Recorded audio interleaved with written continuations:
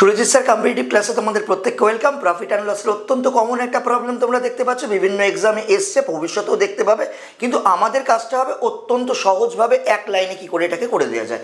বলছে এক ব্যক্তি, একজন ট্রেডার 8টা পেন 75 টাকায় বিক্রি করে 25% লস করেছে। আচ্ছা, 75 টাকায় 8টা পেন বিক্রি করেছে, তাহলে একটা পেন বিক্রি করেছে 75/8 টাকায়, এতে তার 25% লস হয়েছে। 25%-এর ফ্র্যাকশন ভ্যালু কত? 1/4, অর্থাৎ 4-এ কিনে 3-এ বিক্রি করেছে। বিক্রির দামটাই তো দেখাচ্ছি, তাহলে 4-এ কিনে যদি 3-এ বিক্রি হয়, তাহলে এই 3 ইউনিটের ভ্যালুই হচ্ছে এটা। তাহলে 1 ইউনিটের ভ্যালু কত? বাই 3, 4 ইউনিটের ভ্যালু কত? ইন্টু 4, তার মানে এটা এখন প্রতিটা সিপি দাঁড়ালো।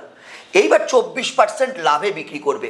24%-এর ফ্র্যাকশন ভ্যালু কত? 24/100 করলে 6/25 পাবে। 6/25 মানে 25-এ কিনে তুমি 31-এ বিক্রি করবে, এই তো ব্যাপার।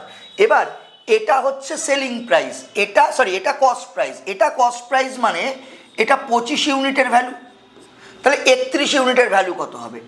ইন্টু 31 হবে।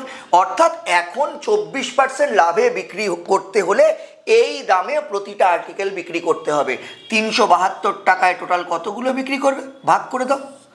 এইবার ক্যালকুলেশন তোমরা দেখো, 25 আর 3 মিলিয়ে 75 গেল, 4 দিয়ে 8 কাটলে 2, ভাগের নিয়ম অনুযায়ী সেই 2 উপরে, 31-কে 31, 6 62, 31 দুগুণে 62, 12 দুগুণে 24টা, অর্থাৎ 372 টাকায় 24টা আর্টিকেল, 372 টাকায় 24টা আর্টিকেল বিক্রি করলে তবে তার 24% লাভ হবে।